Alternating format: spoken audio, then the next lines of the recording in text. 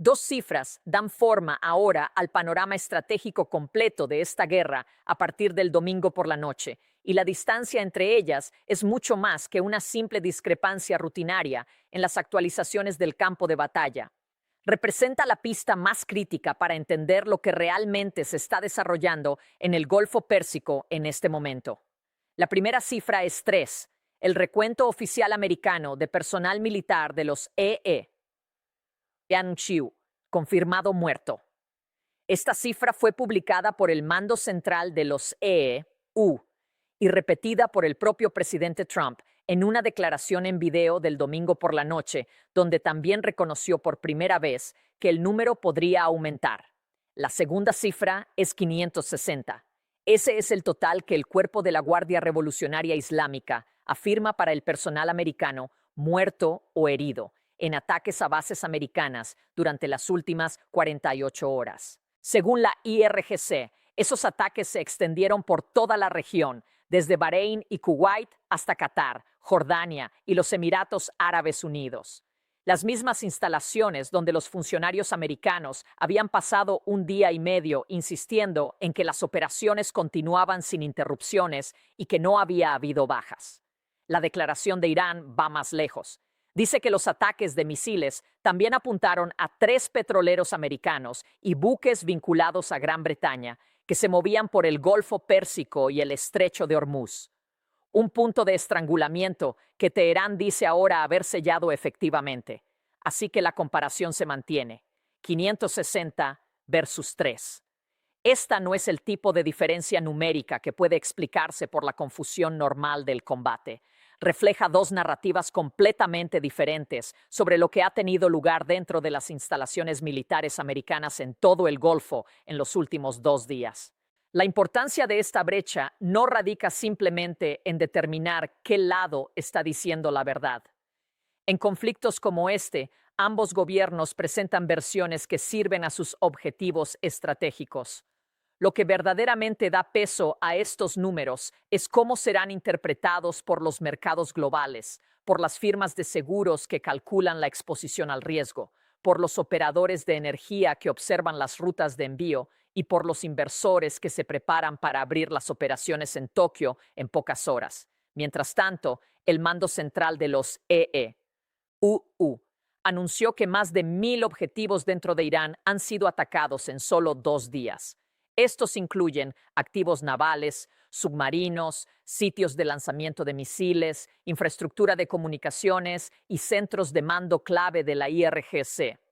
Sin embargo, en ese mismo discurso del domingo por la noche, el presidente cambió el tono. Después de casi 48 horas de mensajes oficiales que sugerían que la represalia de Irán no había logrado perturbar significativamente las operaciones americanas, abiertamente reconoció que es probable que haya bajas americanas adicionales. El ejército ha confirmado hasta ahora 3 miembros del servicio muertos y 5 gravemente heridos. Pero la expectativa de más pérdidas marca un cambio notable en la narrativa. Y ese cambio, tanto como los propios números, es lo que el mundo está observando ahora. Este es el mismo líder que solo horas antes había insistido en que la operación avanzaba más rápido de lo esperado. La misma voz que declaró que el éxito era tan abrumador que nadie podía creerlo. La misma administración que pasó todo el sábado y la mayor parte del domingo asegurando al mundo que los misiles iraníes no estaban golpeando sus objetivos, que el USS Abraham Lincoln permanecía intacto y que las bases americanas en toda la región funcionaban como si nada hubiera ocurrido. Sin embargo, para el domingo por la noche, ese mensaje cambió. Parado frente a una cámara, le dijo al público americano que se preparara para la realidad de que más soldados americanos regresarían a casa en ataúdes. Frank McKenzie, el excomandante del mando central de los IE-U, esbozó un panorama más claro de lo que se avecina durante una aparición en Face the Nation con Margaret Brennan. Su evaluación fue directa y despojada del optimismo anterior. Los americanos, dijo, deben esperar varios días más de intercambios sostenidos que involucren fuego de misiles de largo alcance. Según McKenzie, el cálculo central para las próximas 72 a 96 horas no es si Irán continuará lanzando misiles. Eso ya se da por sentado, sino si los Estados Unidos pueden degradar significativamente la capacidad de Irán para dispararlos en grandes andanadas contra instalaciones americanas y centros urbanos aliados en toda la región. Eso, enfatizó, será el indicador decisivo a observar. También emitió una advertencia que contrastaba marcadamente con las declaraciones oficiales tranquilizadoras de los 2 días anteriores. El CENTCOM, señaló, ha preparado para este escenario durante años. Sin embargo, la preparación no elimina el costo. Más bajas, dijo claramente, son probables. Fue la evaluación más franca ofrecida por cualquier figura militar de alto rango desde que comenzaron los primeros ataques el sábado por la mañana. Más días de combate, más pérdidas y un objetivo estratégico que ha pasado de detener los ataques de Irán a meramente reducir su intensidad. Contra ese telón de fondo, la narrativa política que rodea el conflicto ha comenzado a fracturarse. El concepto de un resultado rápido de cambio de régimen se ha paralizado. El cronograma proyectado de 4 a 5 días ha colapsado. La propuesta de Italia para un alto el fuego ya ha sido rechazada. Y ahora el propio presidente reconoce públicamente la perspectiva de muertes americanas adicionales. Según el material de origen, el punto de inflexión no llegó con la primera represalia iraní, ni con el rechazo de los esfuerzos diplomáticos, ni siquiera con el asesinato de figuras iraníes clave. El momento decisivo llegó cuando quedó claro que la población iraní no respondió como requería la estrategia. El plan de guerra había sido construido sobre un supuesto crítico, que la eliminación del liderazgo superior desencadenaría un colapso interno inmediato y obligaría a Teherán a capitular en días. En cambio, la reacción dentro de Irán se movió en la dirección opuesta. En lugar de escenas de colapso interno, millones de personas llenaron las calles de Irán pidiendo represalias. Lo que se esperaba que fuera un momento de fragmentación se convirtió en una demostración de consolidación nacional. El sistema político en Teherán no se desintegró, se endureció. El domingo, Irán amplió el alcance de su respuesta, lanzando ataques no solo contra Israel y los aliados americanos con base en el Golfo, sino en un total de 9 países. 24 horas antes, el número había sido 6. La expansión es significativa porque muestra que el alcance geográfico de las represalias creció el segundo día en lugar de reducirse bajo presión. La doctrina militar ha sostenido durante mucho tiempo que un Estado bajo ataque directa hará una de 2 cosas: fracturarse o unificarse. Irán eligió el segundo camino. Las previsiones de inteligencia habían asumido que eliminar al líder supremo crearía un vacío de liderazgo y paralizaría la toma de decisiones. En cambio, en un solo día había un nuevo comandante del cuerpo de la Guardia Revolucionaria Islámica. Un mecanismo de sucesión constitucional estaba operando visiblemente, y el ministro de Relaciones Exteriores de Irán estaba en el registro diciendo que la planificación de contingencia para precisamente este escenario había estado en marcha durante 2 décadas y ahora estaba completamente activada. Al mismo tiempo, el frente económico del conflicto comenzó a cambiar.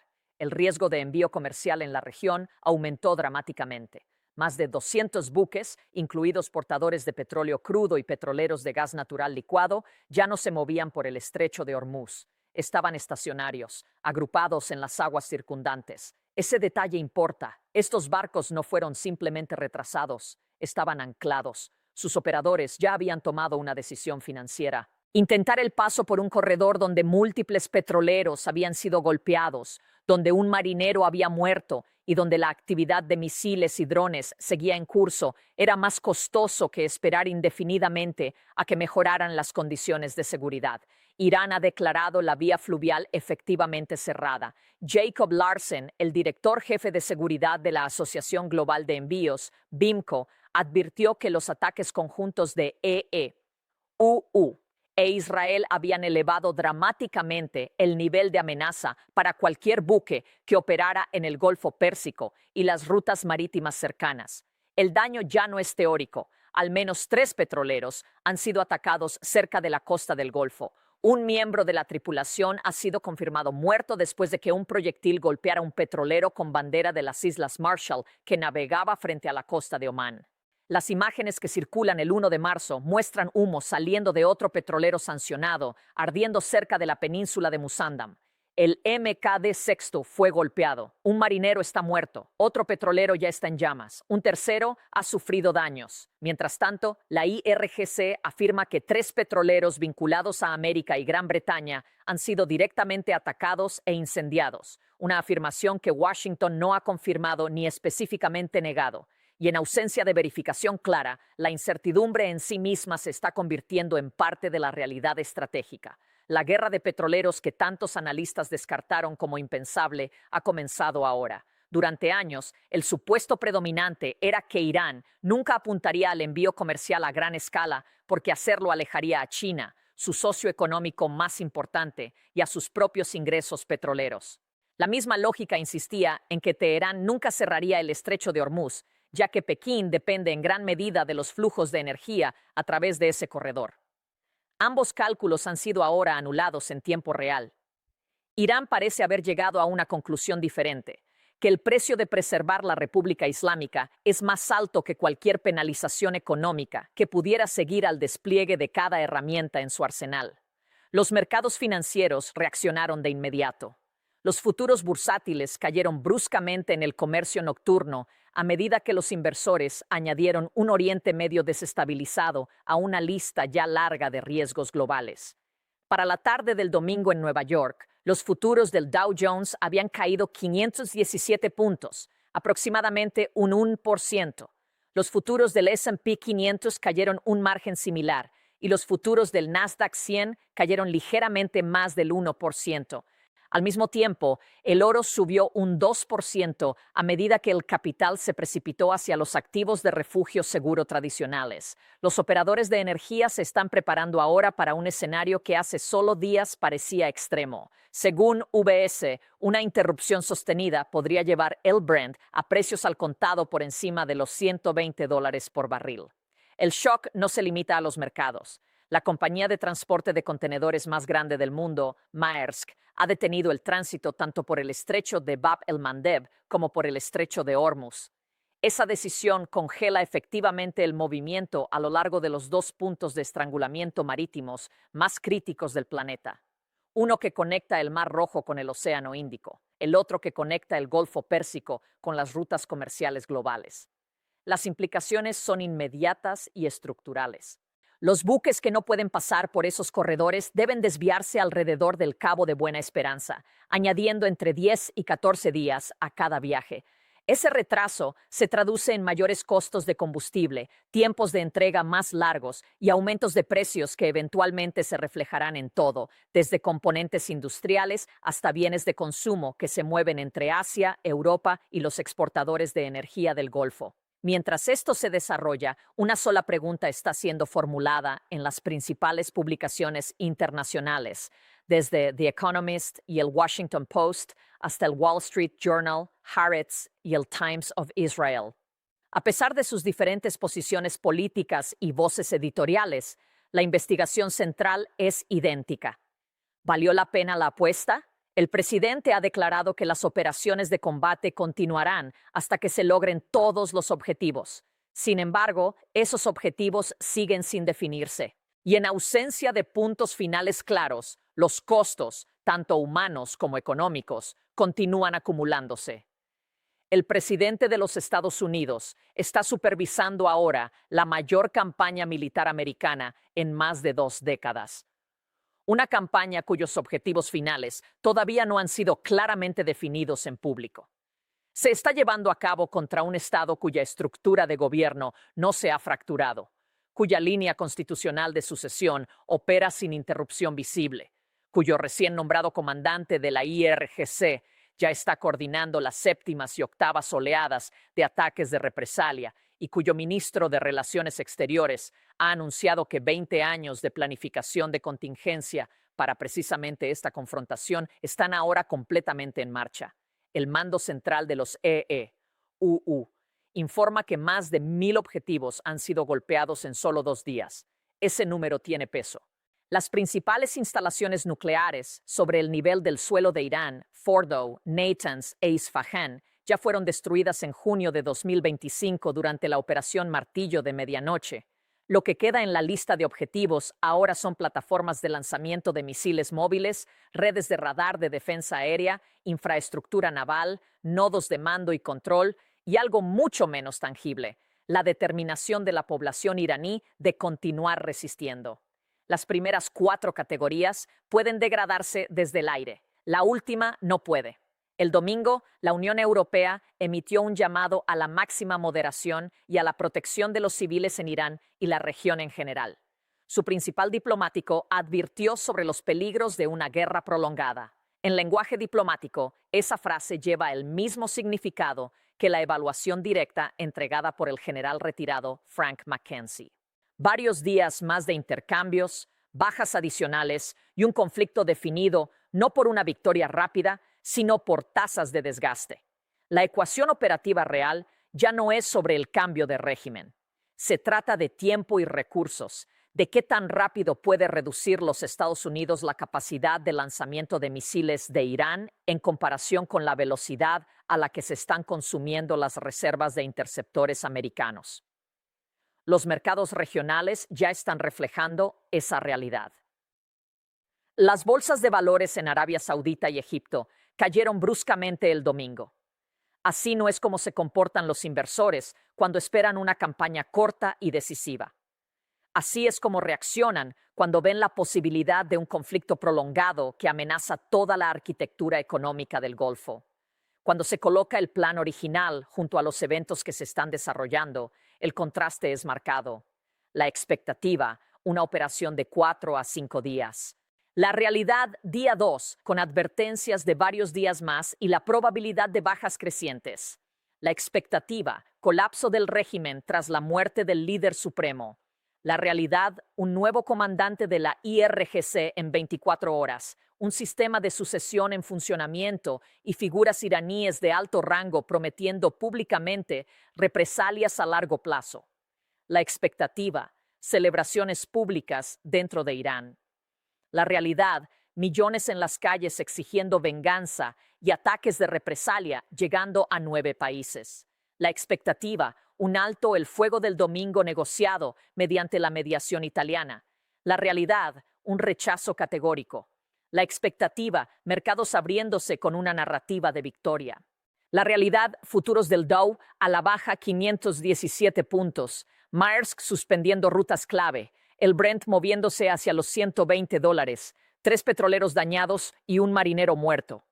200 buques se sientan inmóviles fuera de un estrecho que no está oficialmente sellado, pero ya no está verdaderamente abierto. En Bahrein, las llamas se elevan desde la instalación más crítica de la Marina de los EEUU, en la región después de un ataque iraní. El centro de mando de la Quinta Flota, el núcleo nervioso de las operaciones navales americanas, que se extienden desde el Mar Rojo hasta el Océano Índico, está ardiendo, y esa imagen viajará mucho más allá del Golfo. Dará forma a los cálculos de las monarquías del Golfo, los compradores de energía chinos, los planificadores de refinerías japonesas y los conductores americanos que observan los precios de la gasolina cuando se acercan a la bomba el lunes por la mañana. Se suponía que esta guerra sería corta, en cambio se está ampliando. El objetivo era el cambio de régimen. El resultado es una sucesión constitucional en funcionamiento. La expectativa era celebraciones en las calles iraníes. La realidad son manifestaciones masivas que exigen represalias. El plan exigía un alto el fuego del domingo mediante la mediación italiana. Lo que llegó, en cambio, fue un rechazo inequívoco. Se suponía que los mercados abrirían con una narrativa de victoria. Abrirán con futuros del Dow a la baja 517 puntos y el petróleo disparándose hacia los $128 por barril. E Irán, después de 48 horas de lucha en gran medida por su cuenta, sin la entrada completa de Hezbollah, sin una escalada completamente saludable y sin que China o Rusia vayan más allá de declaraciones de apoyo político, permanece intacto. Su estructura de liderazgo está operando, su ejército continúa lanzando ataques. Su mensaje, repetido en todas las plataformas oficiales, es consistente. El cronograma para terminar este conflicto se fijará en Teherán, no en Washington. Los hechos medibles ahora forman su propio registro Stark. El CENTCOM reporta 1.000 objetivos golpeados. El presidente americano advierte que es probable que haya bajas americanas adicionales. Irán afirma 560 americanos muertos o heridos. 3 petroleros han sido dañados. Un marinero está muerto. Maersk ha detenido el tránsito tanto por Hormuz como por Bab el-Mandeb. Los futuros del Dow están bruscamente a la baja. El combate continuará hasta que se logren todos los objetivos, pero esos objetivos siguen sin definirse.